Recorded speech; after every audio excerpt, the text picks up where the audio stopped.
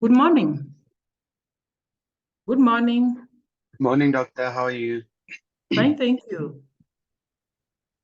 I was giving the others a few minutes to connect. So remember today we shall have the group presentations. I hope you are ready with your presentations. So let's just give them a few minutes because I expect almost all of us to be present for the presentations. Good morning, doctor. Morning, Troy. How are you? I'm fine, and you? I'm good, thank you, doctor. I just wanted to say, Nonkululeko asked me just to excuse her, doctor. She's got an emergency that she needs to attend to that she only obviously found out about recently, so she just asked that I excuse her. So she won't attend the She's not able to, doctor. She's got an emergency. Oh, okay. Who Thank you. else has sent apologies? As far as I think Ochom might also not be here today, doctor. We haven't heard anything from him on our group, so we think he might be absent. All right. So I hope that the rest will be able to join. So far you are 11, so I'm expecting around 6.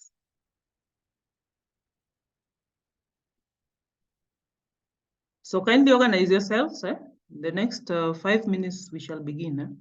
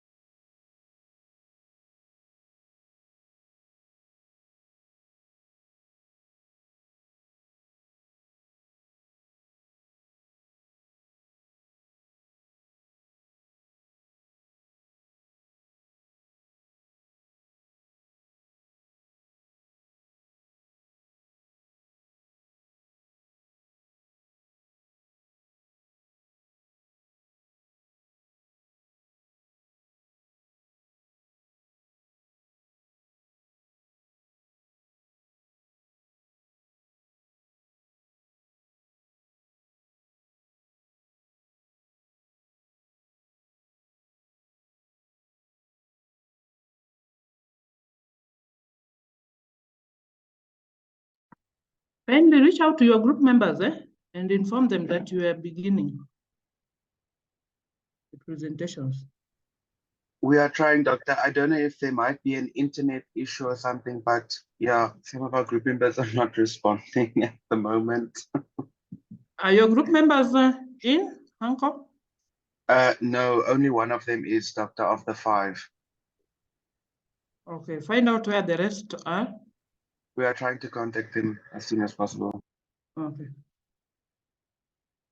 What about Nancy? Nancy, good morning.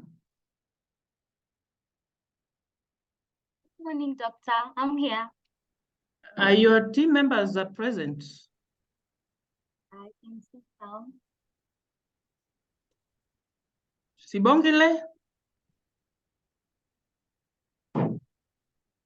Yes, doctor. All my team members are here, except Oh, for Tom.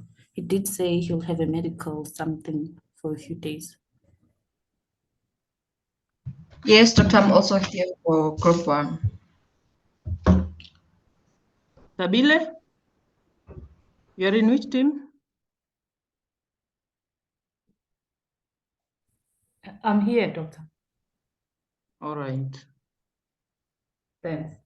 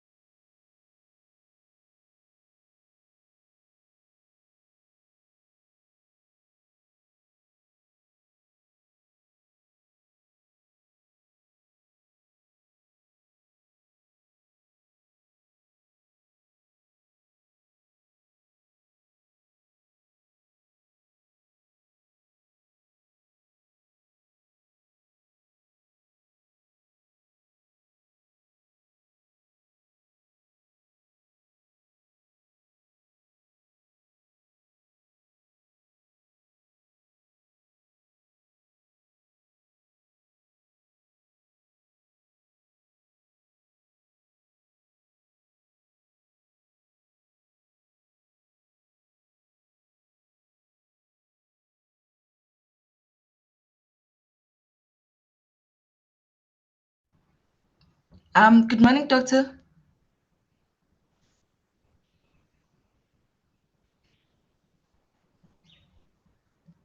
Good morning, Nkosi.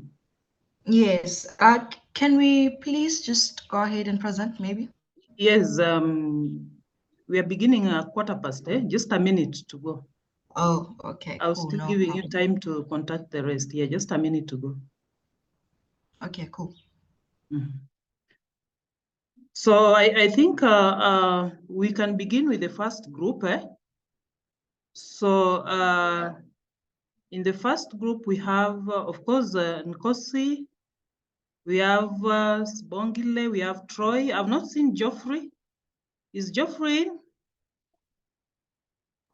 We did say, Doctor, that he said he won't be available for a few days because of medical reasons. Oh, all right. Okay. Yes, but he did do his work. Was he involved in the write-up? Yes, he was very much so. Okay. Yes, Doctor, he was. He did it. Then the second group, we have Justus, Kate, Nancy, Sam, Tabile, Katlego. So I've not spotted Kate. Oh, he's there. What about Mushi?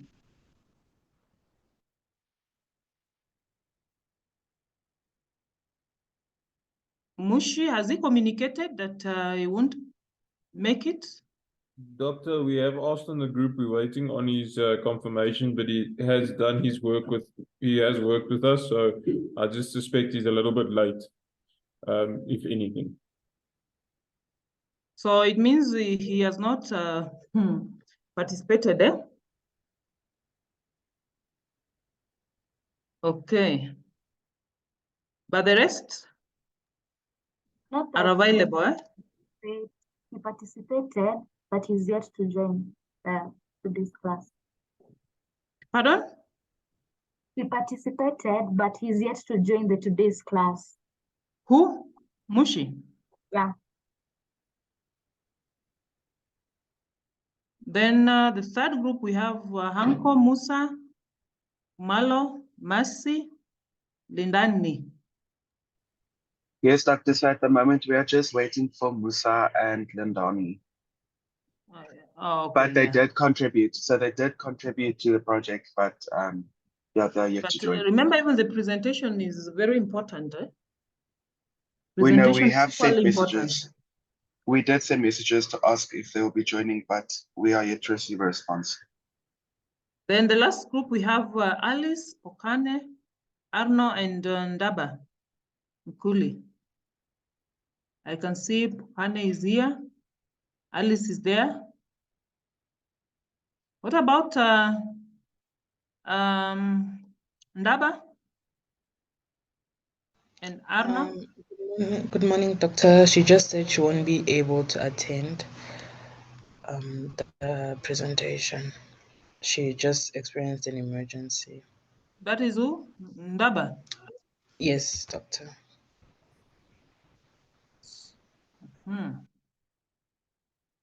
Okay, so I think we can begin with the first group.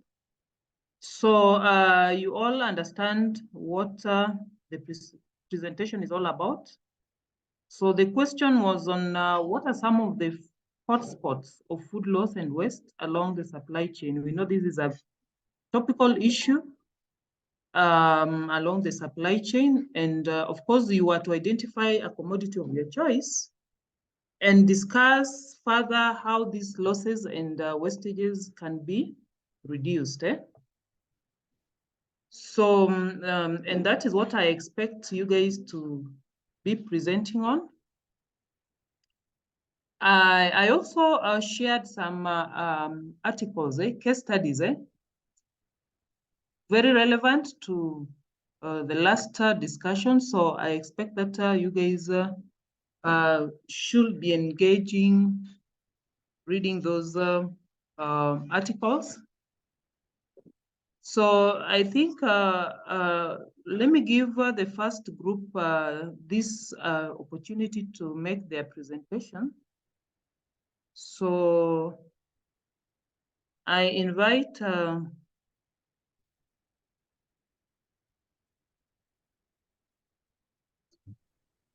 Okay, good morning, doctor. I'll share the screen for my group, for group one.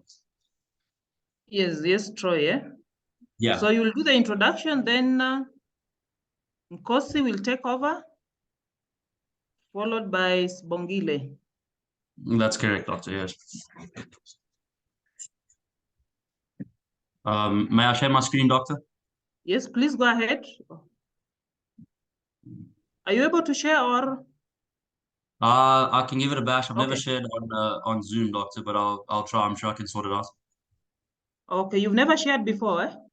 I've shared on Collaborate and Google Meets and stuff like that, but never on Zoom. But I think I know what to do, doctor. So just go to the share screen, eh? First of all, open the document. Just open the document, then you go to share screen, and then you can pick it, from there. Okay.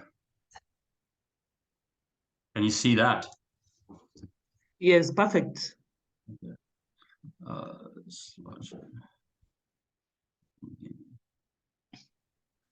All right, so let me just make sure. Okay, doctor, may I begin? Sure. Okay, so group one decided that we were going to do the food loss and waste along the maize supply chain.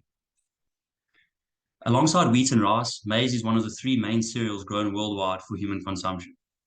The total area used for the crop has only continued to increase. However, inefficiencies and poor handling have caused large amounts of food loss and waste. The level of loss is influenced by the crop perishability, mechanical damage in the value chain, and exposure to natural factors such as rain and heat, amongst others. The definitions of food loss and food waste. Food loss. This is defined as the decrease in edible mass at production, post-harvest and processing stages of the food chain. Food loss can also be referred to as a loss of quantity or quality of food. Food losses can be measured in quantitative and qualitative terms. Food waste. This refers to the discard of edible foods at retail and consumer levels. The term food wastage encompasses both food loss and food waste. Wastage occurs along the entire food or value chain and varies in extent depending on the product and the region. So the wastage of food products along the maize supply chain. Food loss occurs at many different points in the maize supply chain. The difference in food loss and wastage depends on the commodity and the geographical location in question. So just on the side there, Doctor, we've got, if you want to call it a triangle or hierarchy or a graph, just showing at what point the different percentages are lost. So during harvesting and processing losses, you've got 12 to 21%. During the secondary processing losses, between 1 and 10. The retail losses vary between 2 to 26%. And finally, consumption losses will vary between 3 to 40%. Another picture that we included here is the loss along the supply chain between the stakeholders, the operations, and this just stipulates the exact loss points at all of the different percentages at the different loss points. So in production, we've got a quantitative loss of 10.5%. The collection center and the actual collection center, there's a little loss, but during the actual transport to the storage from the collection center, which we discussed further on in the presentation, we can see a loss of 1.75%. And finally, going on what was shown in the previous slide as well, there's a 4% loss in the retail market. Another one that we included was a synopsis that was done in Nigeria, so not South African, but in Nigeria, which we thought would still be relevant due to the fact that the supply chains could be fairly similar, not exactly the same, but fairly similar. And this just breaks it down. So at the farm, we've got 9.83%, and that's lost between harvesting, shelling, the storage of the dry maize cobs, as well as the storage of the dry maize grain. We've got the transport to fresh maize to the market, losing 2%. And then further broken down into the storage market, which includes spillage, effects of rodents and other insects like weevils. And then also we discussed the loss due to moisture. Obviously, if the grains get very dried out, you lose a little bit of weight, which then will ultimately decrease the value and decrease the price of the final product when it's being sold due to the fact that it weighs less. The feed miller and the storage, so the spoilage, the rodents and weevils, again, is something that we found that the rodents and insects are able to get into used bags that are maybe not sealed properly, or there's holes in them from storage and transport issues that then allow these insects and other pests to do quite a bit of damage to the grain and cause weight loss and therefore a loss in the price. So the critical loss points in the maize supply chain. During the pre-harvest stage, the risks of loss during pre-harvest field drying occur for about 3 months. The causes of food loss include the mold attack during heavy rains, birds, as well as damage due to the insects and rodents, as I mentioned. Post-harvest stage, the losses at this stage can be both quantitative and qualitative and can occur in any post-harvest stage of the maize value chain. The highest level of quantitative loss of 10.5% occurs in the production chain where harvesting and subsequent on-farm operations are done. So these are a couple of the post-harvest loss stages. So first we have on-farm storage. This is the critical loss points of the supply chain. The poor conditions of used bags and poor sanitation of grain stores predispose the grains to insects and rodent infestation, which leads to about 6.9% weight loss. During storage, the train moisture content, as well as the heat can also damage the grain at this stage, depending on the environmental conditions during the storage. Fungal growth can also cause losses in quality during the storage. Secondly, we have shelling. This is done through the beating of the maize with sticks or by using bare hands to remove the grains, or alternatively using manually operated shelling machines. This may be time efficient, but it's likely to cause physical damage to the grains, causing further losses. Tuva? Oh, sorry. Okay, I'll take over from the post-harvest loss stages. The third one we have is threshing. It is the process of loosening the edible parts of grain from the straw to which it is attached. It is the step in grain preparation after reaping. Automation with regards to this process may reduce loss and wastage. The quality of grain is affected by the grain's moisture content during threshing. When stored, grains that were threshed at greater moisture levels are more likely to be damaged, cracked, and infected with insects. The fourth one we have is milling. Maize is processed during maize milling to make it safe and appealing for human consumption. Processing methods include hand milling in residential or communal setting, as well as machine milling in both large and small scale mills. The mineral composition of maize grains can change during processing into different corn products.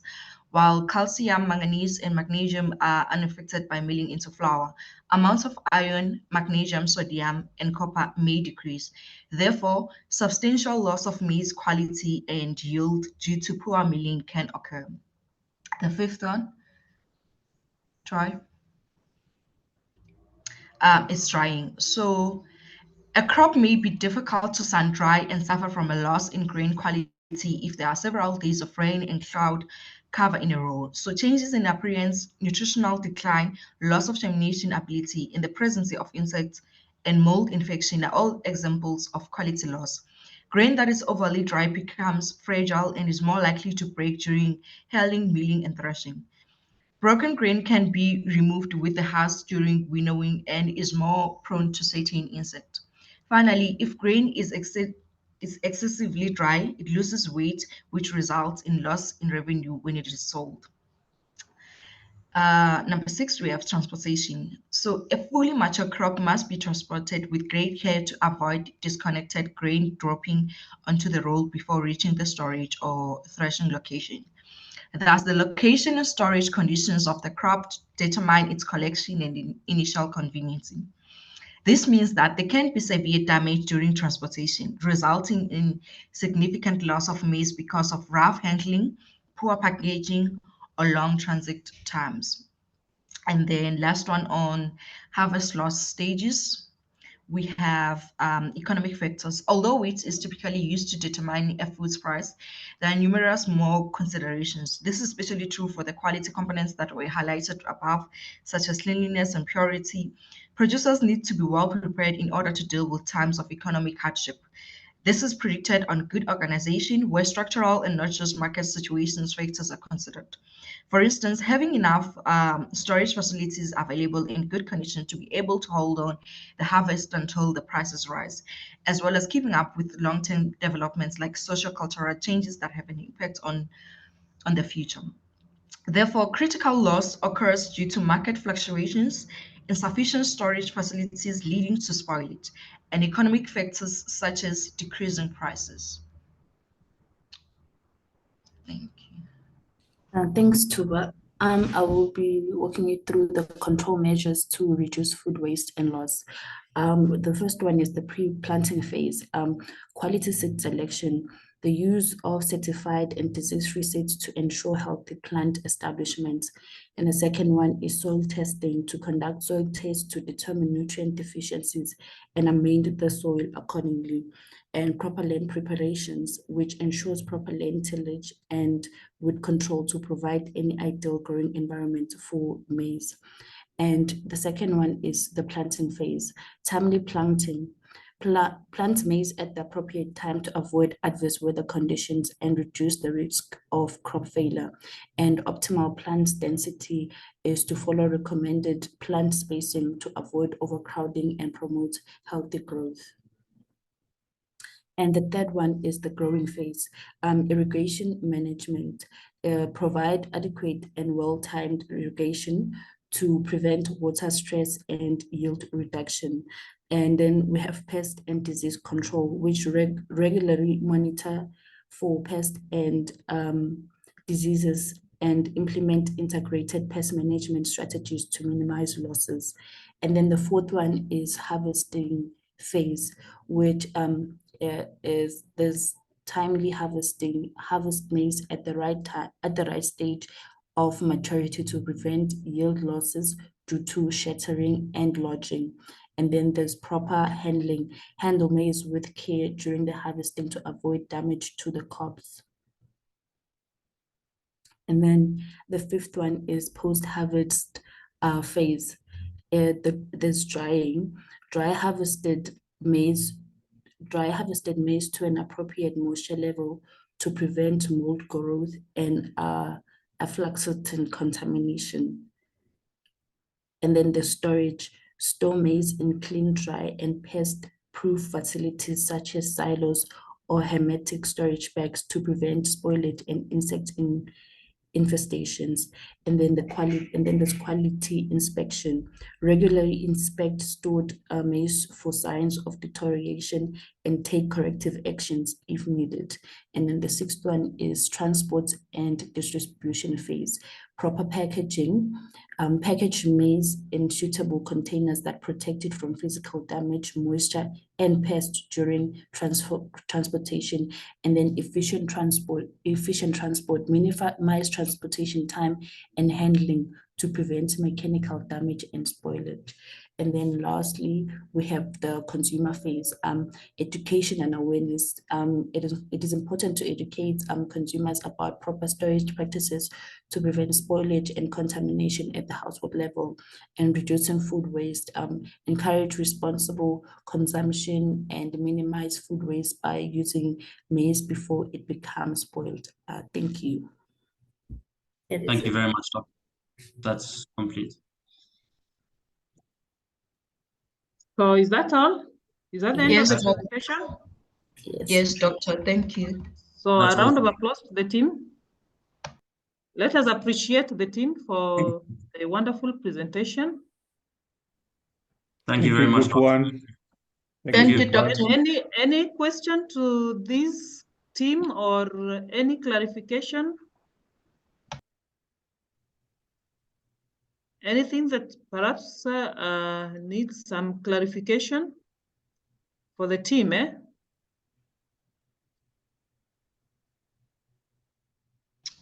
They're saying no, Doctor, on the comment section. Okay. So I think they've done a good job, first of all, trying to define what food waste and food loss is. They've also given us some statistics along the nodes of the supply chain.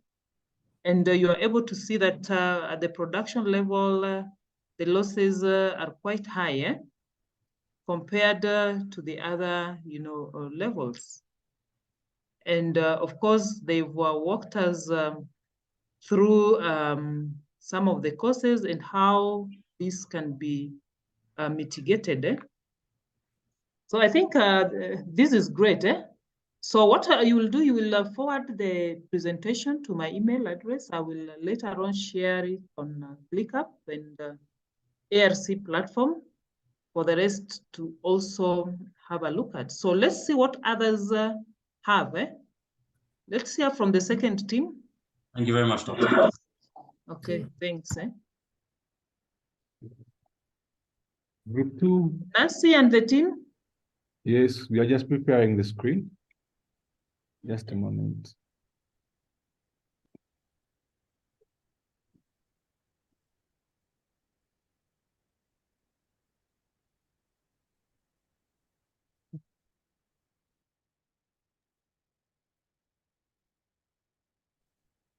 So group two, we are comprised of five people, three male and 2 females. And our question approach is quite different from group one. Put it on presentation mode. Hello. So I'm just click slideshow presentation. You're just on you're on the normal PowerPoint. So go to slideshow, up at the top in the top bar.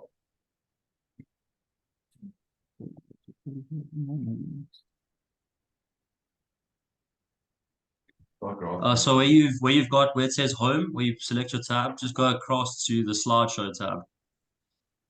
A moment. Up to your left. On my left. On the left. In the orange. Yes. Yeah, that's right. Yes. Now go across to the slideshow one. Yes. In the same tab at the top. Not seeing it. Around here.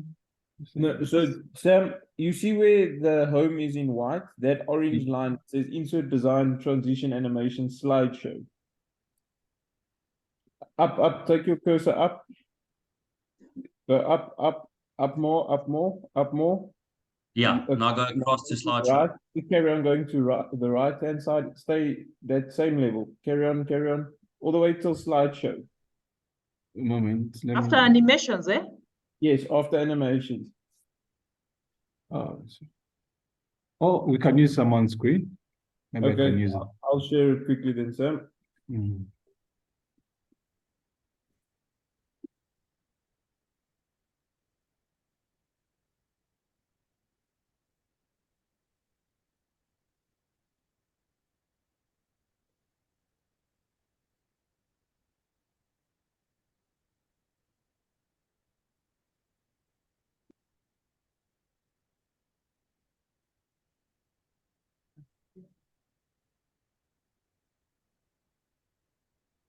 So our question approach was quite different, whereby we identified the supply chain. We chose our commodity we chose was tomato. So we had to identify a supply chain of tomatoes. We came up with the production phase, post-harvest handling and storage. And the third phase comprised of marketing, distribution and processing. And the fourth phase is consumption stage.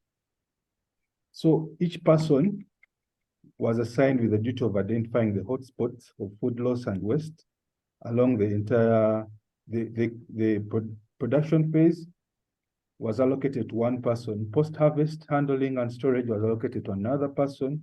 Marketing and distribution was handed to another person who has to identify the hotspots alongside the reduction strategies.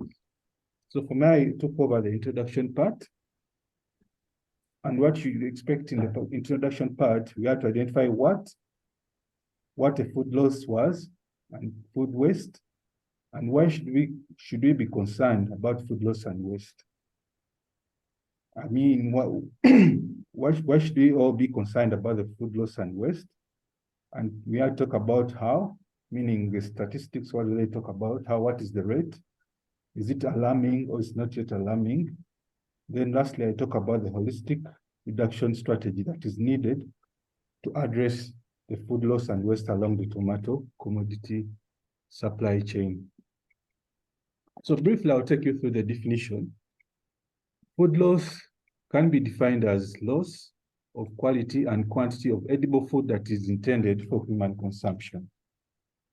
Whereas food waste is identified as removal of food in the supply chain that is still fit for human consumption. This can be either by choice or when food has gone bad or spoiled.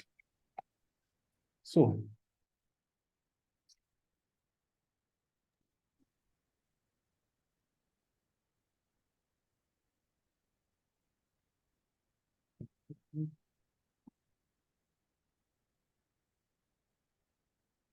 why should we all be concerned about the increasing food loss and waste? So we shall all, this is evident that a recent publication and reports have tried to present a remarkable increase in food loss and waste. And this is all intended to highlight the importance of addressing this issue. And I know we can all afford food on our table. I mean, we can even manage to throw away the leftovers.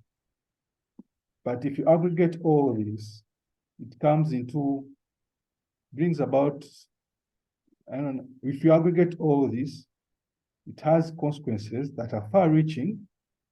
And if you look at the statistics of Food Agriculture Organization, it estimates that a third of food produced in the whole world for human consumption is lost and wasted along the supply chain.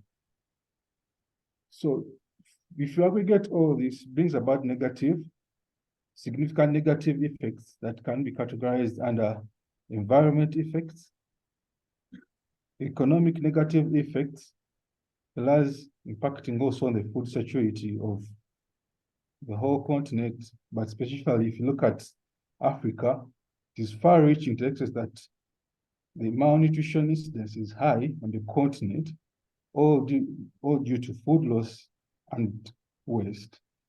So the environmental impact can be evidenced due to the increase in the greenhouse gas emissions, and the economic effects. This can bring about increase decrease in food supply within these markets, which results into increase in prices. And then when prices increase, most of households can't afford to buy this food, which brings about decreased quality of livelihood.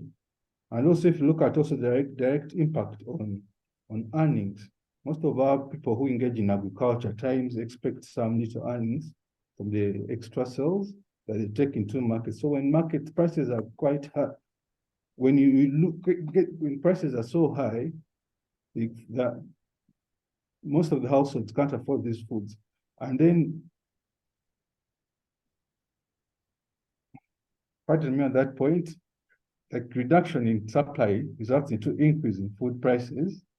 So most of our households can't afford foods that are quite expensive in the market. So you see that some households will go hungry, which results into poor.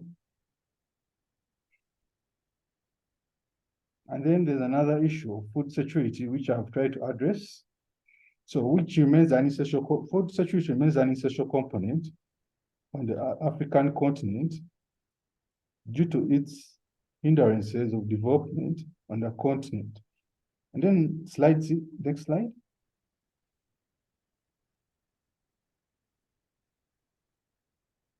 Why did we choose tomato as our choice of commodity? Tomatoes are one of the most important and popular vegetables in the world.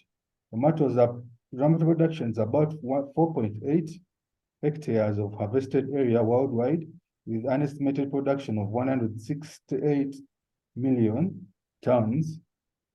So tomato production serves as an important source of income to most of our rural households and in most of our developing countries. So despite the benefits that come with these engagements of tomato production, most of our farmers are experiencing huge post-harvest losses, which makes the tomato production venture unprofitable in most of the parts of the world. So tomato harvest losses are estimated to reach up to 25%, in between 25% to 42% of world losses.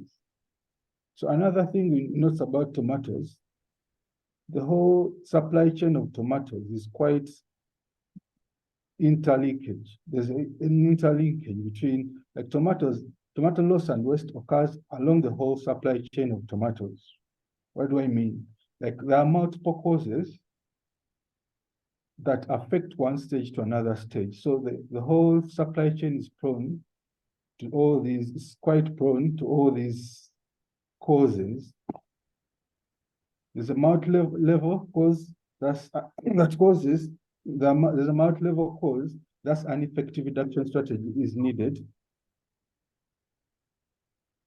in the reduction of, there is a cause, there are multi causes, that's an effective reduction strategy requires a holistic approach of multi-level solutions.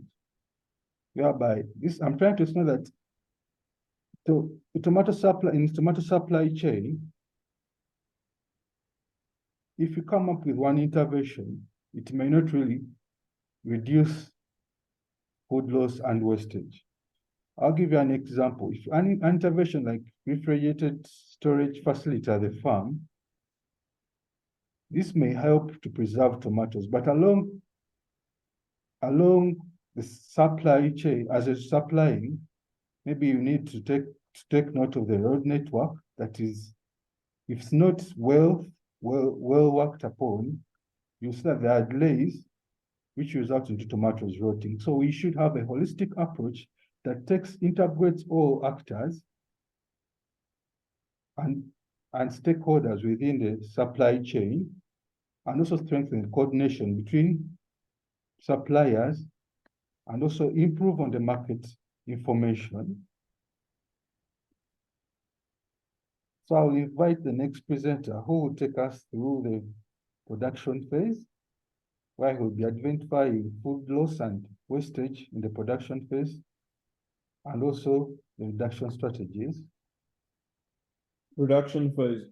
Hotspots of food loss and wastage, poor agricultural processes, which include not doing proper crop rotation, soil nutrition management, choice of your cultivar, and crop protection. Failing to do these practices leads to poor yields and losses of crops.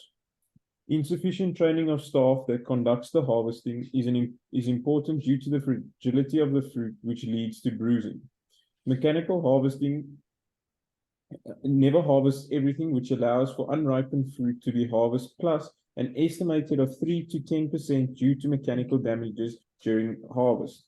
Control on diseases and pests may be lacking due to the financial capabilities of farmers, and weather plays another big role in losses of tomatoes as they require stable temperature and rain conditions. Current weather and climate is no longer stable due to global warming. Reduction strategies. To grow tomatoes in a greenhouse, because controllable factors such as weather and diseases and pests can be mitigated much more using a greenhouse, with the added benefit of extending the production season. Training and upskilling the farmers is an important strategy, as this will allow farmers to better understand the needs of the plant and production process, while also aiding his harvesting employees in using the right techniques to reduce losses.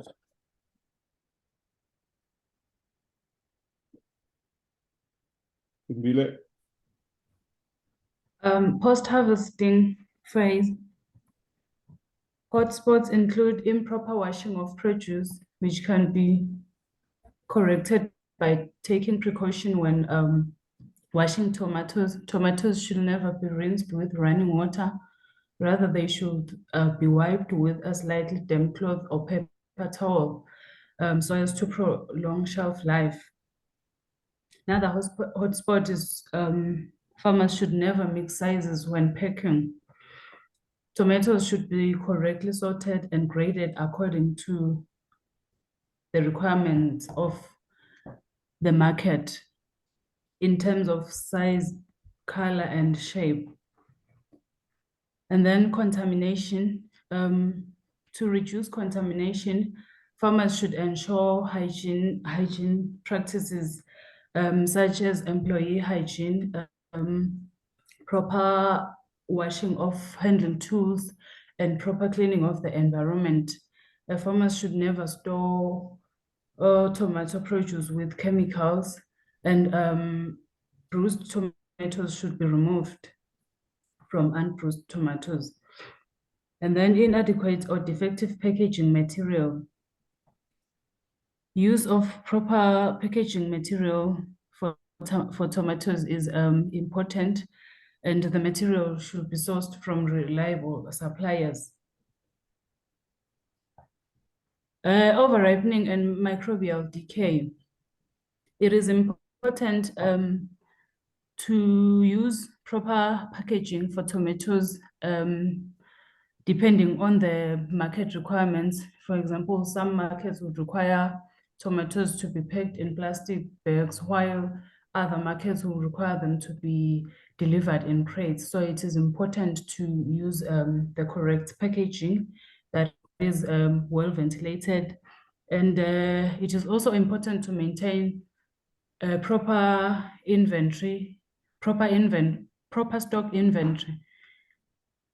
And then inadequate storage facilities and spillage. It is important to construct adequate, or rather enough, storage for the produce. And also it is important to have available and enough packaging material for the produce. Lastly, another loss may be due to theft. So it is crucial to have lockable storage with security. Thank you. Marketing and distribution phase. The marketing and distribution of tomatoes includes the processing, transporting, and the marketing of the tomatoes. The high cost of transport is a major contributor to food waste. Given that rural locations of farms, transport costs to redistribute crops that are not sold can be unaffordable to some farmers.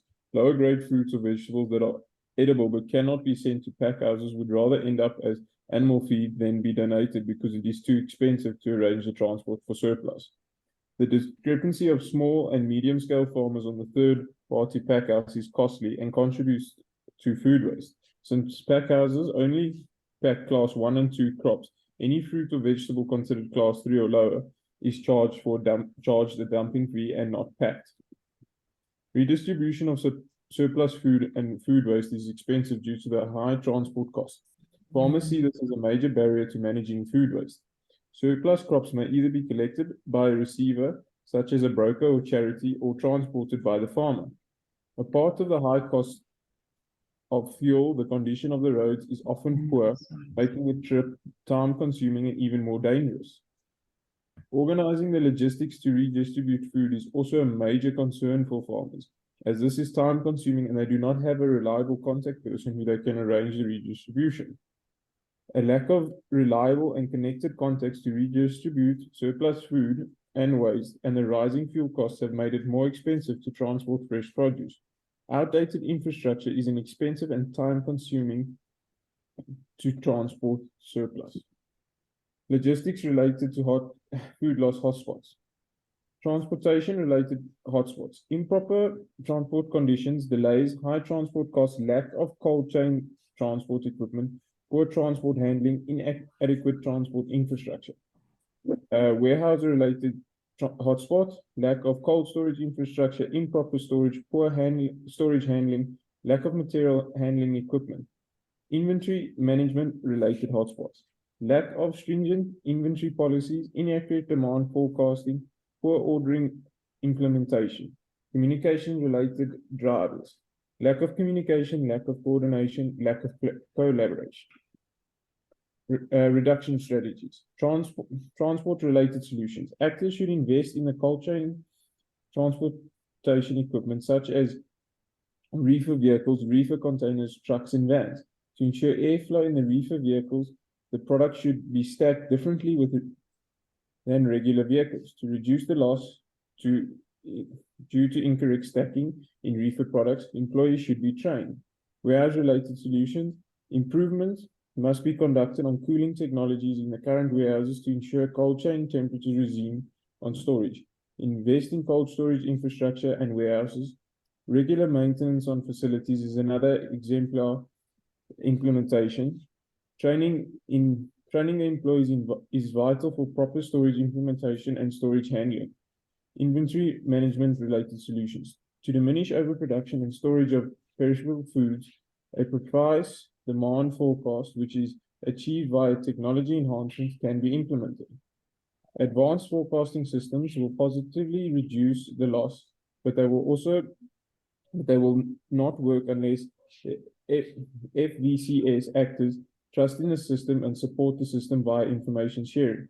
Communication-related solutions. Integrating communication systems with IT systems is suggested to standardize the transaction of fresh products with a minimum loss between the FVSC actors to improve the flow of information, helps to reduce losses from not only communicating but also inventory management. Better information flow enables better and ordered forecasting, resulting in less loss.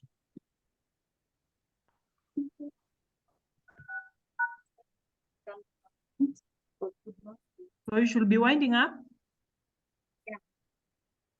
Can you hear me? Yes, Yes. Nancy. Yeah. And food. But you're breaking, eh? Your voice is breaking. It's breaking. Yes, yes. The retailing way, you have the retailing way, the household level, and the final, which is the food service. So the first one is the retailing, and this is some of the hotspots include consumer rejection of imperfect places, and the reduction strategy for that is through variations in tomato appearance and its impact on quality. The next hotspot is visual cosmetic issues, appearance and size, skin blemishes, and Nancy, we are not getting you clearly, eh? Okay. Let me do right here.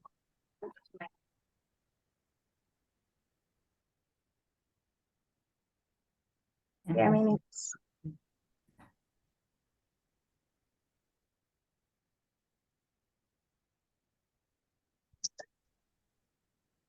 Yes, continue.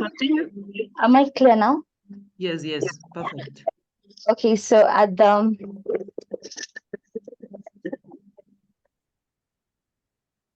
retailing phase, so the next hotspot is visual cosmetic issue, which is the appearance and the skin and the skin blemishes in the size uniformity. So the reduction strategy for this is through promote imperfect produce through launching marketing campaigns to encourage consumers to purchase and use visually imperfect tomatoes. We also have use of discount programs through offering discounts on less visually appealing tomatoes to reduce consumer reluctance. Also, we have value-added products through collaboration with local processors to convert imperfect tomatoes into sauce and soups. Then customization, which allows consumers to select visually acceptable tomatoes, reducing rejection due to cosmetic issues. So at the wholesaling, the hotspot, one of the hotspots is poor handling during transportation, and the reduction strategy for that is handling guidelines. This is by training workers to handle tomatoes gently during transportation. Then we have poor storage condition, which can be strategized by use of optimal storage, cool chain management through maintenance of controlled temperature chain to preserve the tomatoes. We also have quality control, which is by implementation of rigorous quality checks upon receiving tomatoes to prevent early spoilage.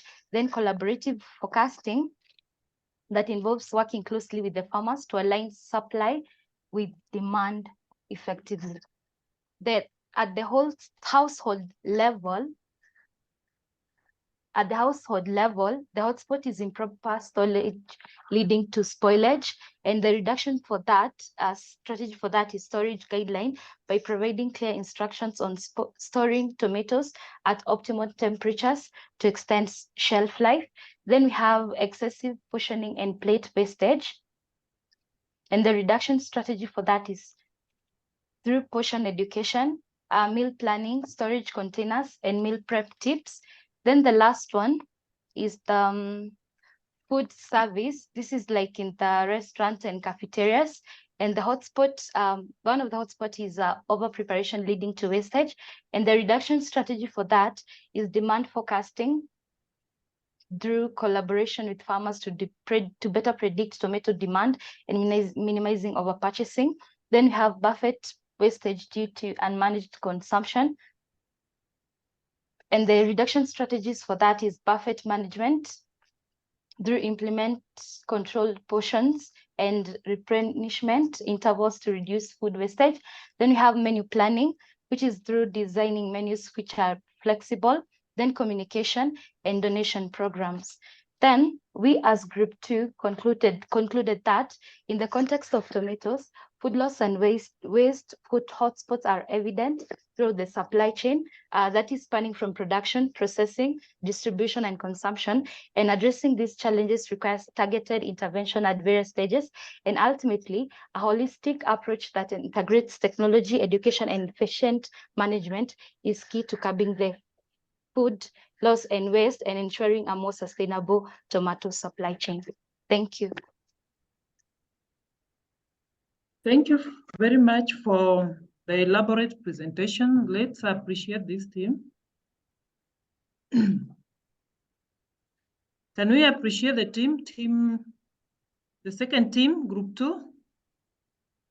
Yes, so you can see how the presentations can vary or differ. So of course, they also began by introducing what food loss and waste is. They also gave us some statistics, globally around a third of, food goes to waste and loss. And they also look at the effect of food loss and waste. And we've seen those three key areas: the socioeconomic, the food security, the environmental. And why tomatoes? And we all know that tomatoes is widely consumed. It is highly perishable. And of course, they were also able to identify the losses across, the chain, and the different reduction strategies. So anybody with a concern?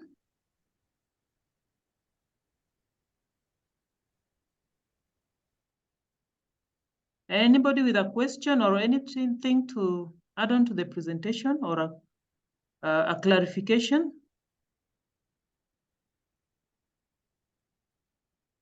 Now, maybe just a question to the team. You've talked of working closely with farmers, so that one can align, the demand and supply. Is it possible? How possible is that? Doctor, in terms of the closeness with farmers, it can be possible. It will just like it's almost making a messaging or an SMS system or app that your farmers could log in and say this is what their expected crop is, and then you can look at the demand for where the best market will be for them to sell their produce. Also, to add on that, we found that most tomatoes, like in production of tomatoes, most are in contract farming. Most of the people that are doing tomato farming, so it's not like the maize. So in the contract farming, there is need of demand forecasting and market insight. That is why that point came in. Okay. And this mostly works in cases where the production is under control, is being controlled, the greenhouses, Yes, doctor. Okay. So thank you very much, group 2. So let's move to the third group, Hanko and the team. Right, doctor, I'm just quickly getting the screen ready. All right, can you guys see my screen? Yes. Presentation mode, please. Okay. Yeah. So I think you can start, All right, good morning, everyone. My name is Hanko Mere, and today I will be presenting alongside Musa, Thembi, Mercy, and Lindani on our take on the food loss in the maize industry, as well as where the hotspots are along the supply chain. Just a quick little breakdown. Obviously, we've selected the maize value chain similarly to group 1. So we hope maybe there's 1 or 2 things that you can also take away from ours. So the breakdown will go as follows. I'll just start by doing a very brief introduction and covering some of the aspects with regards to producers. Lindani will then take over doing some of the logistical aspects, Thembi, the producers, Mercy, the silos and storages, and Musa will then take us through to the end of our presentation, discussing a few hotspots related to the markets and customers. So obviously, I'm not going to dwell too much on the definitions and so on, but I just felt we should highlight that there have been a few authors that have defined what food loss and waste refers to, with specific to which parts of the plants are wasted and whether they are for human consumption or not, what food loss and what food waste is. So obviously, we know that food loss occurs quite a lot throughout the whole supply chain. So it starts from the initial stages right through to the final consumption stages. And we've also found quite an interesting fact that there's an author that highlighted that in low-income countries that a large majority of the food loss and waste actually occurs in the production and processing stages of the supply chain, whereas middle and high-income countries, it actually happens more towards the consumption stages. But the important thing to remember is that it does still occur at every single stage of the supply chain for all commodity types and for majority of the stakeholders. And so throughout our presentation, we're going to try and highlight a few key areas along this maize supply chain.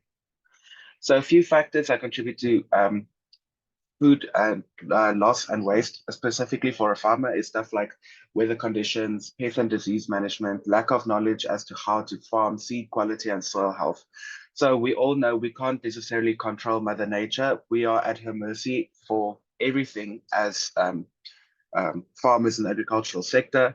So we are very susceptible to things like droughts, floods, hail, and extreme temperatures, especially to the effects of climate change and what that means for our crop yields and what that actually means for our crop production and potentially losing portions, if not all of our crops. So this is quite a major factor to consider when thinking about food loss and waste, especially going over to pests and diseases. If certain diseases, for example, like bacterial and fungal diseases and root rot and stuff is not properly managed, that also contributes quite greatly to a decrease in yield as well as to quite a large amount or quantity of loss. When considering more of the knowledge side of it, the know-how of how to take care of the plants, if farmers are ill-informed or ill-educated about all of the procedures that are required in terms of prepping the soil, in terms of looking after the soil with fertilizer management and chemical management, and also the lack of knowledge regarding the different types of cultivars for different types of areas, this can also contribute quite greatly to food loss and waste. But also, before we can even start with planting, we also need to consider the inputs that we put into the business. And obviously, poor quality of seed also contributes quite greatly because it will result in low germination rates and also lower crop yields. And I think one of the other groups previously mentioned the soil health, and that obviously poor quality soil and incorrect balance of nutrients and so on obviously also contributes because the plants will not adequately be able to grow as needed. So when considering harvesting and post-harvest practice, if machines are not properly calibrated by the time harvesting starts, not sure how many people are actually familiar with how the harvesting process goes and the calibration of the machines and so on, and how they test what amount of the yields they actually lose while harvesting. But that contributes quite greatly to food loss, especially during the harvest and post-harvesting section of it. Post-harvest, if, for example, the grains are not properly handled or not properly transported from the field to the silo on the farm where it's just temporarily stored, that can also contribute quite greatly to the spoilage. And also, if, for example, farmers do not have the adequate storage to temporarily hold their grain before it actually goes to the major grain silos, that also contributes quite greatly. And the storage and logistics will further be discussed later in the presentation. So now, how can we kind of at least advise if we are in that position for farmers to kind of address these issues, especially as aspiring agricultural economists in our jobs going forward? And obviously, in terms of the nature aspect of it, there isn't really much we can do. Mother Nature is always going to be doing what she wants and how she wants, but preparation is key. So for example, just a minute, Uncle. Yes, are the other members also presenting, or you're doing it yes, alone? No, they're coming. Sorry, I'm almost done with my part, and then they're going to be taking over from the next slide. Thank you. So obviously, one thing that we do in our area of the world, we make a lot of contours to prevent a lot of the heavy rain runoff. So it obviously seeps into the soil. That also somewhat prevents soil erosion. But obviously, in terms of pest management, seeking out the necessary information and guidance of what chemicals to make use of to not have a very severe impact on all of the ecological factors is quite important. Farmers can also enroll for the relevant short courses and also seek out mentorship from more experienced farmers in the area. They could also seek more quality inputs or higher quality inputs to obviously ensure maximum yield. And yes, proper calibration of the machines, services, and maintenance plans have to be in place and have to be done regularly to really ensure minimum loss. And obviously, the correct handling and storage of maize once it's harvested also is quite a key aspect to take into consideration. I will now be handing over to Lindani.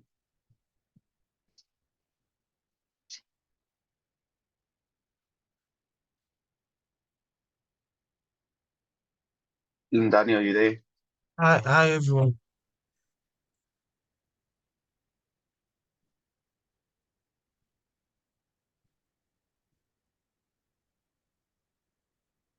Hello. Yes, we can hear you. You can go. Oh, sorry. Hi everyone. Under the logistics related drivers for food loss and waste in the maize supply chains, there's transportation problems, which could be caused by the trucks not maintaining the required temperatures necessary to avoid the spoilage of the maize. Also, there's a poor trip planning, which includes delays in transportations, could lead to food losses since the freshly harvested maize should be delivered to the customer in time and in good quality. The delays furthermore shortens the shelf life of the produce and it results in food waste. Moreover, the overloading of trucks, which is usually caused by inaccurate demand forecasting, can lead to overproduction of the maize, which in turn leads to the overloading of the trucks and causes spillages along the way during transportations. Also, the overloading of maize in trucks compromises the maize quality since the grain can be crushed and smashed. That spoiled maize becomes a waste in the end. In terms of poor infrastructure, poor quality roads could encourage the spillages of the maize along the way, more especially when the truck tips over potholes and tries to avoid accidents. Furthermore, atmospheric conditions are is one of the drivers that leads to food losses and waste in the maize supply chain. The rainwater could enter the trailers of the trucks transporting the maize and cause the spoilage of the maize. Lastly, the transporters must try and disinfect the vehicles utilized during the transportation of the maize in order to eliminate the contamination and ruining of the maize product. So I'll be handing food over loss. to Tim. Okay, thank you, Lindani. Food loss at the processing level. In maize value chain, food loss and waste occurs in processing due to cracked canals, introduction of matter and high moisture. So with the cracked canals, we want to remove them during cleaning, and then that actually results in the downgrading of the maize. And then with that doing or removing the cracked canals, we're trying to remove the mycotosis, which actually takes out the significance of the maize and just having a loss. And then another thing is high moisture that leads to unsafe maize, not fit for human consumption. And sometimes you find that it's also not fit for animal consumption. Therefore, it is wasted. Reduction in quality, which leads to decline in dietary value, and mold growth leads to toxins. So we don't want to give people maize that is not good for them. That would lead in high moisture content incidences, and which is not good for people, and then it's wasted. Another thing is that our standardized grading system can lead to weight deduction for maize that is dirty. So the quality, if there's high moisture, we want to remove, or normally they kind of remove the moist side or the side that is not good, because we know maize is yellow and white, and another one is not fit for human consumption. So in the removing of the one that is not good or that is not feed, it kind of like downgrades or the weight decreases, and the other one normally is wasted. So another thing is in the processing, there are errors that happens where you find that the weight or the shape of the appearance, maybe the logo of that brand is not good, or like the packaging is damaged. That also leads in food loss and waste. So it's actually not used. So normally it is advised to prevent the food loss and waste to use the Hammerich storage to prevent high moisture. Prevent high moisture. And another thing is to use advanced milling machines. And then in terms of the packaging, where you find that maybe the packaging is wrong, or maybe the size and the weight, they donate the food product to either the food schemes in schools or the NGOs. I'll hand it over to Messi. Thank you. Good morning, class. Good morning, doctor. I'm handling food and waste loss at the storage level. Like we all know, storage of maize with high moisture. Moisture is one of the components or elements that really affect food crop, like food when it comes to food. Why high moisture content also like causes rotting, molding, and since we are looking at food, something edible, such things of high moisture causing molds and what and other damages affect the quality. And looking at the food loss, we also consider the quality, not only the quantity. This results into molding, rotting, thus lowering the quality of maize. The storage of maize in poor bags or sacks. Poor sacks, for example, you use damaged containers, damaged sacks, so causing spillages and contamination, which reduces both quality and the quantity of maize. Storage of insect damaged produce and discolored produce reduces the quality of the produce. This causes loss since such produce cannot be purchased for consumption. Basically, everyone that goes to the market wants what is of high quality. Then poor sanitation of the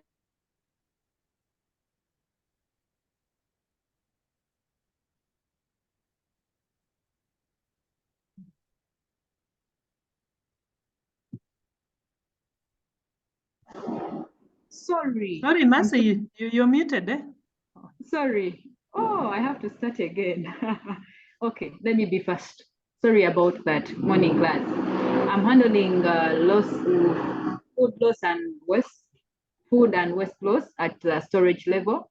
Like we all know, storage of maize with high moisture content results into molding, rotting, thus lowering the quality of maize.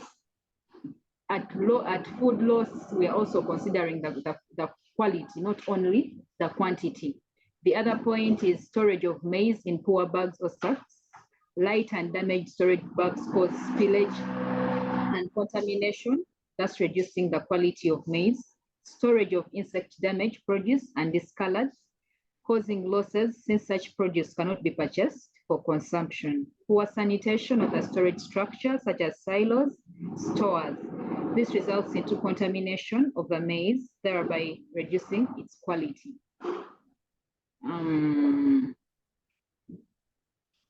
Yes, Hanko? Sorry, it's lagging on my side. Okay. On prevention of the food and waste of the food loss and waste at storage, store maize at a required moisture content, that is 13 to 14. Use hermetic storage, such as the metal silos and the triple bags. These always have wood coverings, wood that do not allow in aeration. Then maintain proper sanitation within the storage places. Yes. Sorry, Hanko, just mute yourself, eh? Okay. Hanko? Kindly mute yourself. Yes, kindly mute yourself, eh? Okay, thank you. And then do not store maize with other products, such as beans and same, in order to avoid quality deterioration. Thank you. Thank you very much. I'm Mukoli Musa. I'm handling the food loss waste at marketing and distribution level consumption. Most of the food loss that is caused during marketing is due to unfair and unregulated trade practices, whereby the government allows in maize from another country that is cheap to another country where maize is so high, is at a high price. This reduces the amount of maize that is sold out.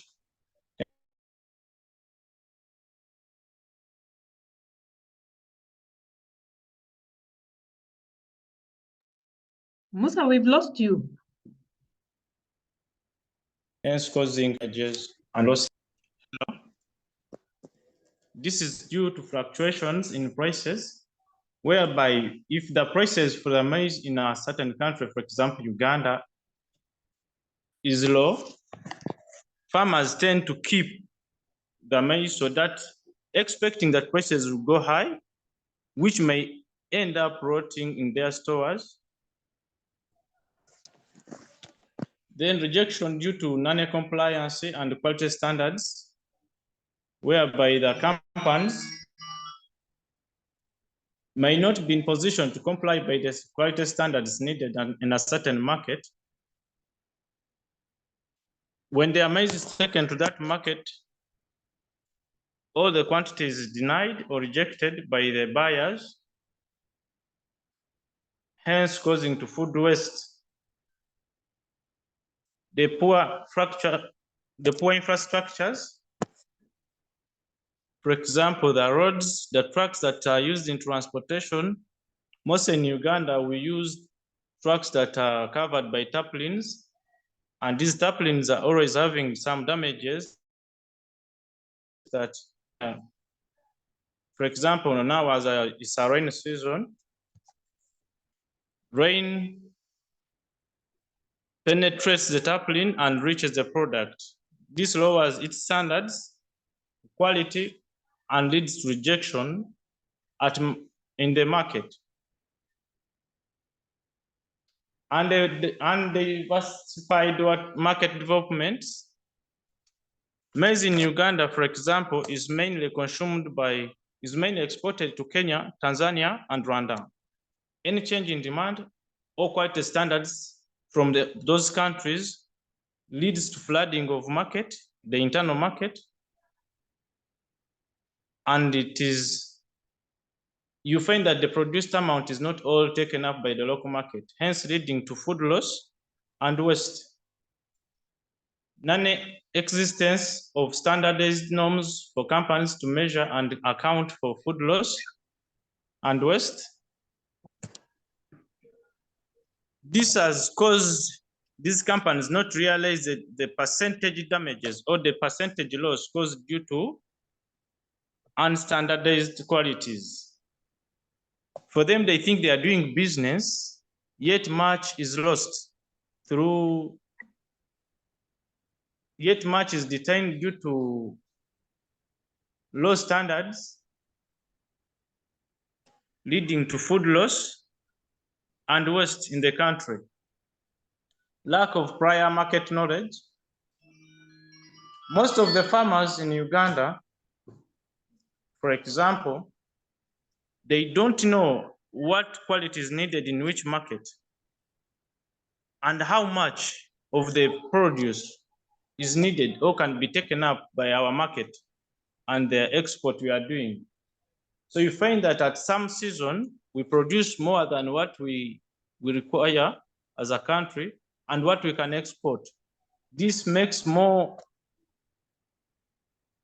quantities be detained in the stores, lacking where to be taken. This has also increased to food loss and wastage in the country.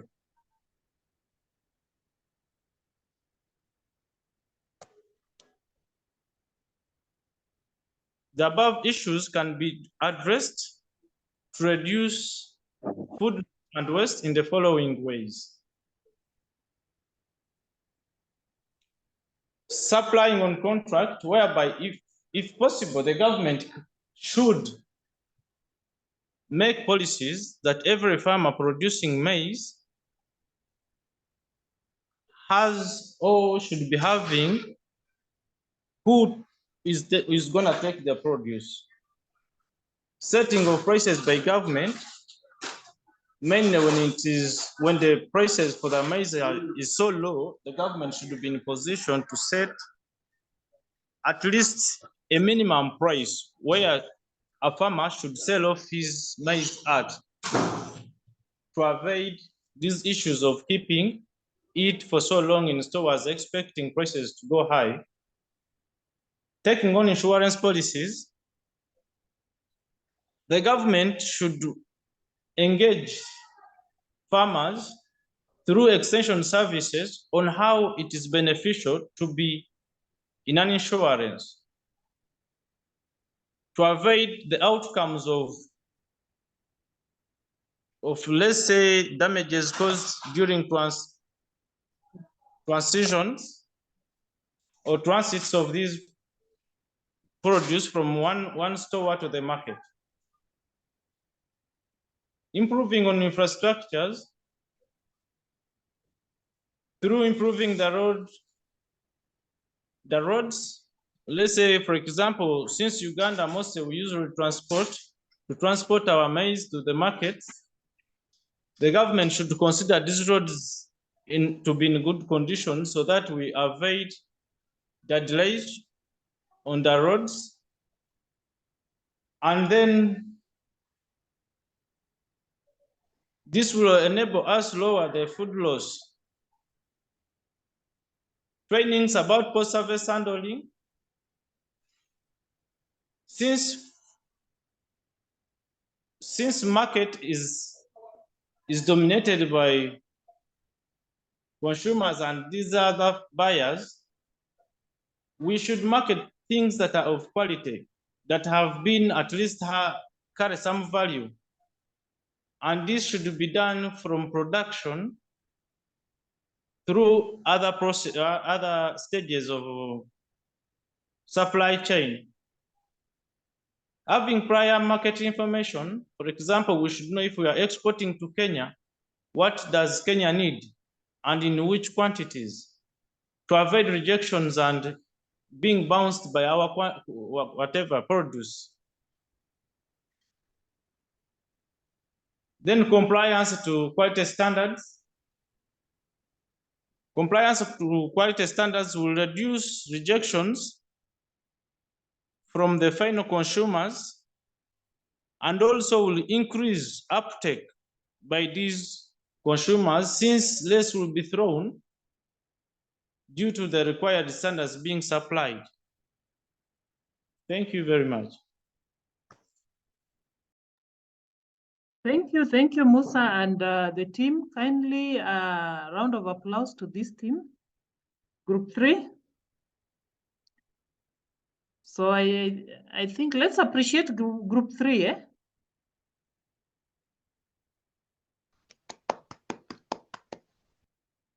I can see a number of us love maize, eh? So the first group handled maize, and the third group, they've also handled maize. But I think there are a number of things that have also been discussed, which Group 1 have also learned from Group 3. So, and maybe just a concern, eh? Of course, I love the presentation, the way it's been done, eh? And I was thinking that it's more of speaking to kind of a developed or small, large-scale farmers, eh? And I was thinking of a smallholder farmer. Of course, these are the majority in sub-Saharan Africa. And when, for instance, you talked about the harvesting practices, eh? And you are talking about the machines, eh? And we know that most of these smallholder farmers, eh, we cannot afford machines for harvesting. They normally do it manually. And that's where, again, a big chunk of the produce is lost, eh? So I think it is important also to think broadly and try and consider even the smallholder farmers, who are the majority in Africa. But of course, when you're talking about, I know in South Africa, which is more advanced than the other African countries, you're able to apply some of these technologies. And you also talked of enrolling, for short courses. And I was imagining of a smallholder farmer, from the rural, who perhaps cannot go through such kind of formal trainings. Maybe they just need the kind of informal trainings organized by extension officers. So that is my take, but generally it was well done. Any contribution? Or maybe a reaction?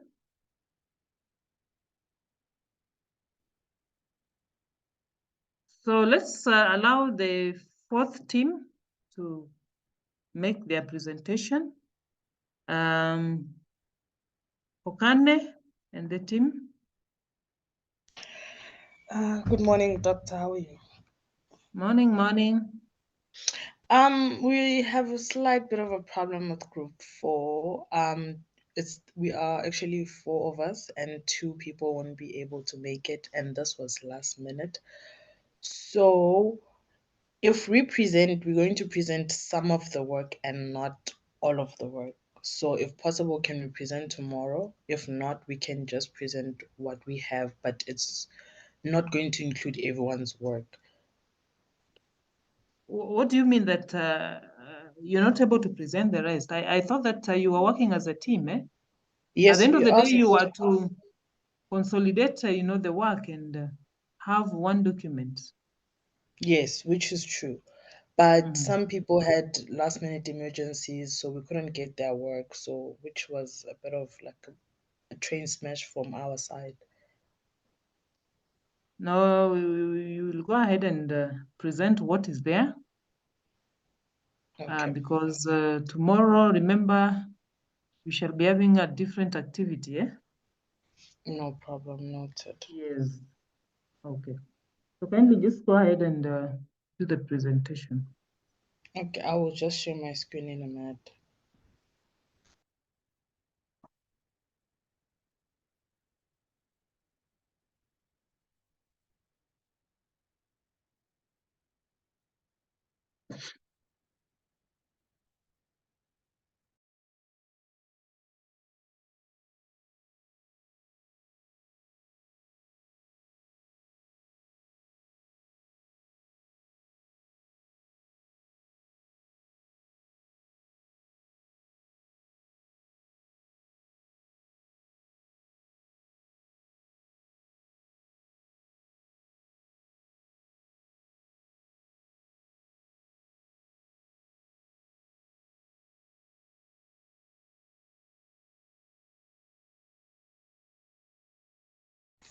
Can you see my screen? Yes. Yes, Yes. yes. Okay, no problem, noted. Good morning. My name is Miponi Pukane, and today we will be presenting the food loss and waste management of tomatoes, and I will be presenting with Alice, Anu, as well as Nkudli. First things first, we have to define what is food loss and food waste. As we all know, and I think they've mentioned it before by my other colleagues, what is food loss and food waste. But I just wanted to add my contribution is that food loss refers to the reduction in the quantity or quality of food resulting from various factors during production, post-harvest handling, and storage before it reaches the retail stage. Food waste refers to the disposal of food at the consumer level or in the retail and food service sectors, even though it's still safe and suitable for consumption. The reason for defining this is that as we go along, we're going to be explaining everything from during production, post-harvest, handling, as well as storage. I would like to welcome Alice. She will present the third slide.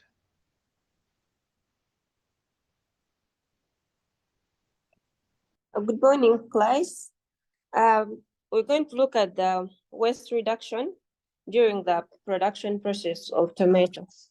So as we all know, the production process starts right away from the land preparation and so on, but we are looking at a time where you've already planted, so you're in the field. There are a lot of factors that may. And let's have the presentation mode, eh? The slide. Sure. Eh?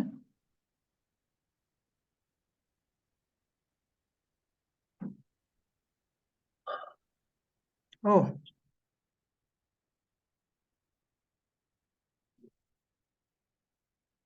Alice, what have you done? You just to click on the slideshow, eh? Doctor, it's not me sharing the slide. Oh, okay.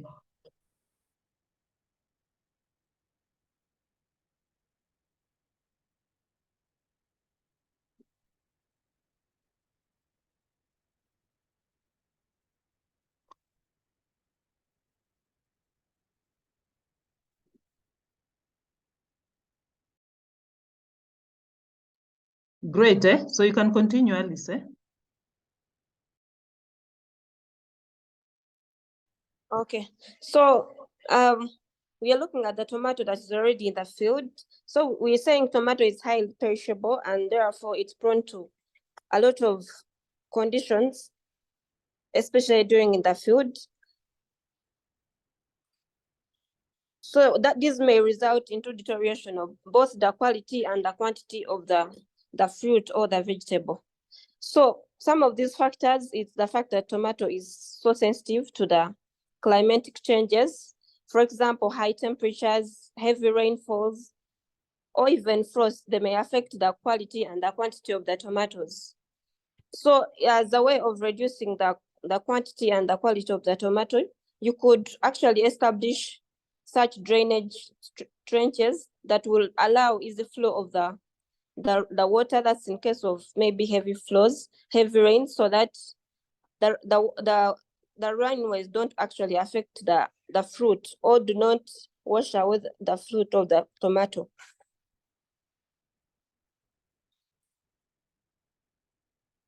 So also another factor that would reduce reduction in the wastage of the tomato would be timely and gentle harvesting. So as we all know, a tomato is kind of fragile and it's tender, especially when it's ready. So during harvesting, the individuals are supposed to apply some sort of gentleness or as they handle the tomato fruit. So as you can see probably in the picture, you see that the team that is trying to harvest, they have containers where they're placing the tomato, and they're also quite doing it gently, identifying those that are ready and also harvesting them at the right time, because you realize that when they take quite a lot of time, you may find that the tomato will fall off by itself. And when it gets to the ground, it will get in touch with the soil and probably highly get infected. So it's advised that you harvest at the right time and also do it with a lot of care.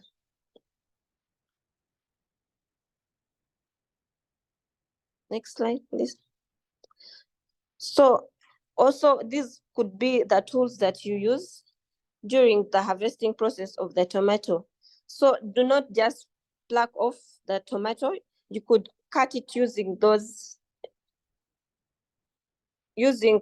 quite a number of tools, which include the equipment that you see that gentleman is using in the. Also the packaging of the tomato also matters. So as you harvest, you have to know that you have like containers that are big enough that are able to collect the tomato so that they are not squeezed and causing them to be damaged. Then also you can get boxes where you can pack the tomato during the transportation, so that even with the poor transportation, probably roads, the tomato remain in good shape as they reach their destinations, maybe the processing points or the markets or the storage points.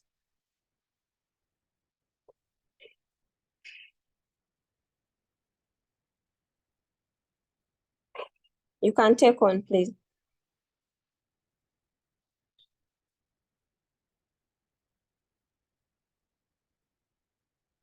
Hello? Hello. Hello, are you done? Are you through? Yes, Yes, you'll I take am. over.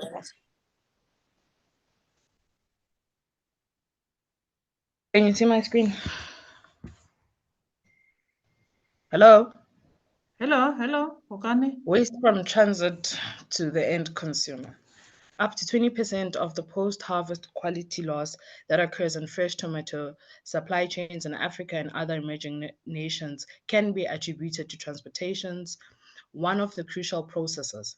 Tomatoes are often transported by truck from tomato growers to pack houses, then to local retailers, processing facilities, or export points. Fresh tomatoes have a limited shelf life, and naturally, the quality of them begins to deteriorate as soon as they are harvested. Fresh fruits, particularly tomatoes, are perishable, making these supply routes vulnerable to logistical hiccups and other supply chain distributions. During transit to the end consumer, supply chain distributions include trucks not having the right temperatures for the transporting of tomatoes.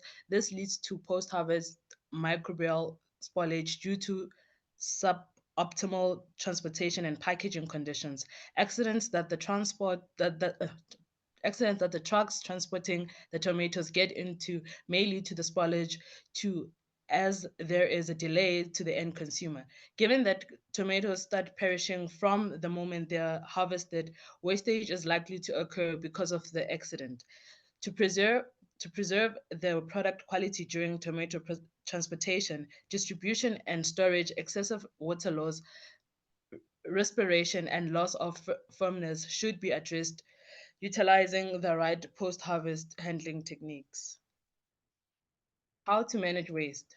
Post-harvest quality management, pre-cooling to ensure that field heat and heat due to fruit respiration is removed from tomatoes after harvesting. Disinfection of tomatoes reduce microbial population on fruit surfaces to level that are safe for human consumption. Packaging and handling. Packaging materials that protect tomatoes from physical damage and temperature fluctuations. Implement careful loading and unloading procedures to prevent bruising and spoilage. Packaging units should offer structural support during shipment. Optimizing storage as well as technology. Store tomatoes in proper conditions such as temperature-controlled environments to extend shelf life. Implement first-in, first-out inventory management system to reduce the chances of all the tomatoes going to waste. Technology. Use data analytics and predictive modeling to optimize inventory management and reduce overstocking and understocking issues. Implement the IoT, Internet of Things, devices to monitor temperature, humidity, and other conditions throughout the supply chain. Reduce overproduction. Collaborate closely with farmers to estimate demand accurately and avoid overproduction. Implement crop rotation and diversification to reduce the risk of large-scale losses due to disease or pest. Composite and recycling. If tomatoes are no longer suitable for consumption, explore composting options to turn organic waste into valuable soil amendments. Investigate options for recycling packaging materials to reduce waste. Supply chain collaboration. Foster strong communication and collaboration among stakeholders in the supply chains from farmers to retailers. In conclusion, reducing food loss and waste is considered a critical step forward achieving global food security, resource efficiency, and environmental sustainability. The end. Thank you.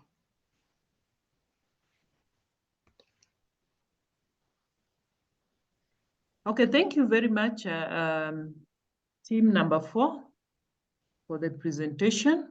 So again, let us appreciate the team, Okane and Alice. So we appreciate them for the good job. So you can also get a few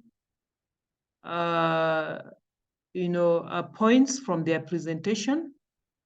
Of course, this is similar to group 2, also presented on tomatoes. Did you guys consult? No, Or Doctor. it's just a coincidence? I believe it's a coincidence. I didn't consult with anyone from group 4. You did not, eh? No, Just not as to you my didn't consult group 4, eh? Not to my knowledge, Doctor. Yes, because you guys have only worked on 2, supply chains. That is maize and tomatoes, eh? So, and I thought that maybe you were comparing notes, eh? No, Doctor. Yes, but of course you're able to understand now the 2 supply chains, eh? of course, one is more sensitive, very fragile compared to the other. And what else have you noticed from the two supply chains? Even as you guys made the presentations, in terms of the losses and wastage and along, the supply chain, what did you notice? Doctor, from everyone's presentations, I noticed that the food chain, the supply chains are actually very fragile in terms of the losses that occur at every different stage, and it does add up. It shows how much food loss actually occurs just in the supply chain before the product's even on the market. And it's actually quite disheartening to see how much food we lose just through the supply chain, and especially in Africa with all the malnutrition that we do have, it is very, very concerning. Yes, so you saw that these losses actually exist and they are quite a number along the chains. Who else noticed something different or maybe has something else to share with us regarding the supply chains?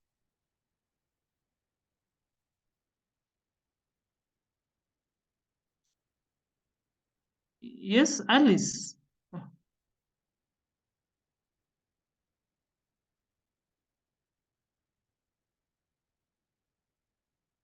In terms of losses, which one is more pronounced for the maize and tomatoes?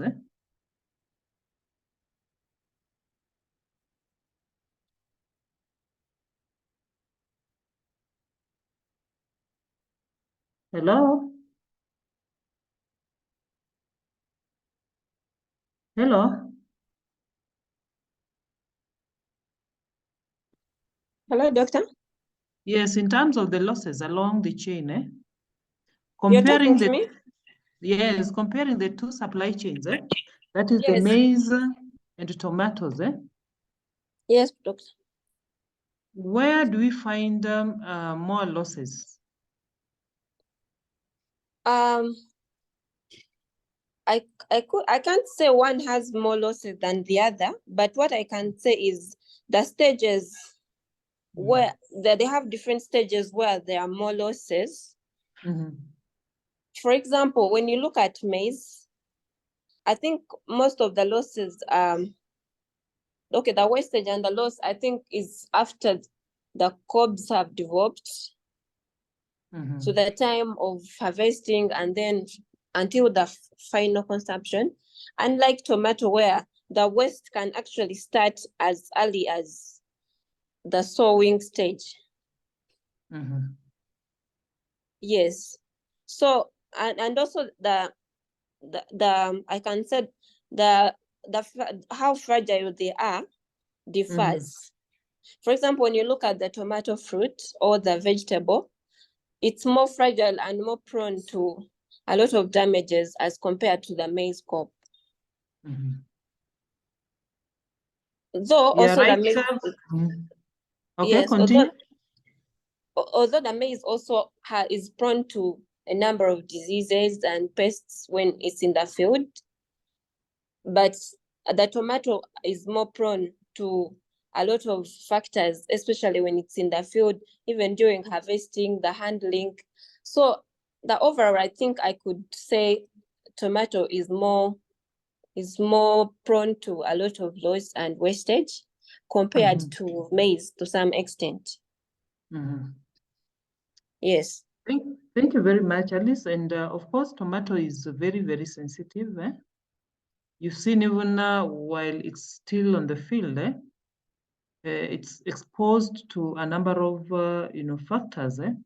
Any slight change in the environment can lead to a loss or can trigger something, a disease,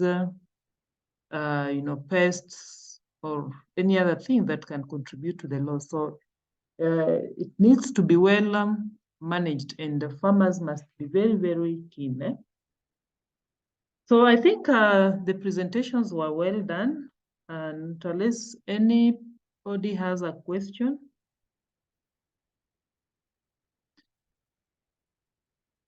So I'm kindly requesting all the groups to forward the presentations. I will then post them on ClickUp so that you can read more thereafter, or be able to, download the presentations, and at your own time, you can also go through them just to try and understand those losses and wastage, and the strategies that are used to be able to minimize them.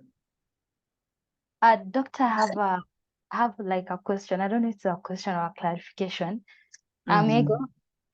Okay, so yes, please. In the question that you asked about which is more pronounced, I think the answer with the perishability, it's more of we are looking at one dynamic. But when we look at when we go deeper and look into like stuff like volume and harvesting timing, post-harvest infrastructure, distribution challenges, and market dynamics, and like the value chain length, I think maize is more pronounced. But in the sense of perishability, I don't know, maybe you will tell me. Yeah. So it means that we are just looking at it narrowly, eh? But if we decide in one aspect, from one angle, eh? Yeah, from one angle, yeah. So if we do a thorough analysis of the chain all the way until it gets to the consumer, eh? And even at the consumer level. And yes, I had a question also related to that, eh? And I noticed that from the presentation, you do not strongly, argue the losses, from now the consumer's side, eh? And just as you have mentioned, I know there's a lot of wastage, especially now at the consumption level, eh? Let me give you an example of where you prepare ugali, eh? I don't know, pap, eh? Pokane and the sibongile. You call it pap, eh? You know pap? Yes, doctor. Yes, so I'm just giving you an example of how it can occur at the consumer level, eh? And I know this is a common practice in most households. You know very well that you are 2 or 3 people, but then you prepare pap, or ugali that can serve even 5 people. And at the end of the day, you're not able to consume it all. So where do you take the rest? When we go to the milling, you normally see how, as you prepare, the winnowing and all that, and even as they do it, the amount of even flour that remains, and even the maize, seeds that remains behind. So at the end of the day, if you look at it, you analyze, the value chain in totality, then you're able to find that there's, of course, a much loss, as Nancy has put it, for maize compared to, tomatoes. But it depends on the chain, the length of the chain. The longer, it takes, for instance, if you market directly to the consumers, are you able to minimize on some of these losses? Or if the produce or the commodity just passes through 2 stages, and like if it goes through maybe even 6 stages, does the losses vary? Yes, doctor. The shorter the chain, most times the less the loss. The shorter the chain, the less the loss. Yes, in most cases, yes. Though sometimes the longer the chain, sometimes the handling techniques are also, fully employed. So actually the loss may be minimized along the way. Though generally, I think the shorter the chain, the less the loss generally. Yes, so if the chain is shorter, then you find that it will not pass through many hands and you're able to minimize these losses. But if it is long, you find that there are different people handling, managing these commodities, and at any given point, you'll find that there are some losses or wastage. Yeah? So Nancy, are you there? Yes. Yeah. Is that clear? Yeah, it is clear now. Yes, and as you also argue out your cases, I think also the consumer side should be argued strongly. Eh? Of course, you mentioned, especially when it comes to wastage, there's a lot of wastage, this consumer end, which should be discussed or clearly elaborated.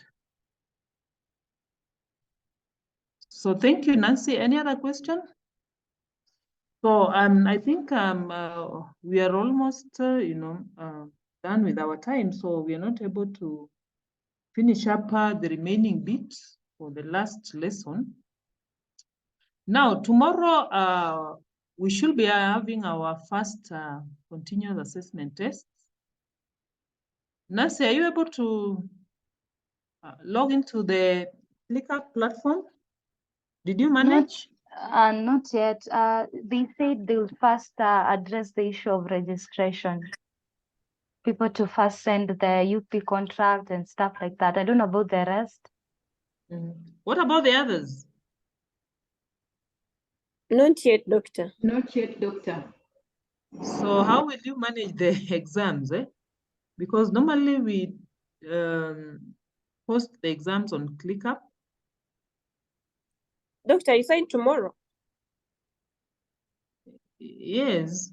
We said, I thought we agreed. The continuous assessment test. I thought we said communicated last. We communicated said last. When? We said 5th, Doctor. Hey, I think you didn't get it right, Seriously? No, Doctor, we did say the semester test is on the 5th of September. You said you'd want to move it out because there's a few of us that have issues. Yeah, it is. I have it in my schedule for the 5th of September. Oh, that's what you so said. we moved it, Yeah, we Yes. moved this. To when? Because to the 5th To of the September 5th. because you said you said you have not gotten through enough or as far as you would have wanted to get for the first semester test. So you said you're moving it out to the 5th of September. Oh, so it will be 3rd, 5th. The No, 5th. not Next Tuesday, I think. next Yes, Tuesday. next week Tuesday. Yes. Yes. Oh yeah. Now I've seen it. Yeah. Okay, sorry. It's next week on Tuesday. So I don't know whether by then you guys you'll all be in a position to access ClickUp.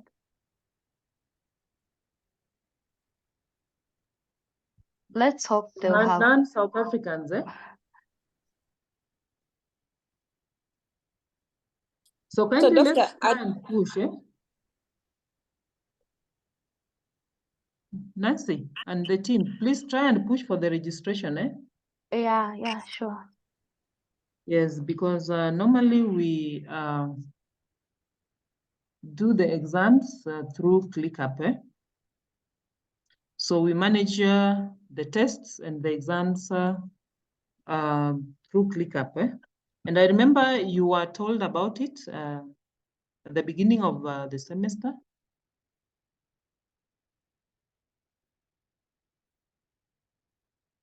So that means tomorrow then we shall continue with the normal class. We continue the previous, lesson and then move to the next.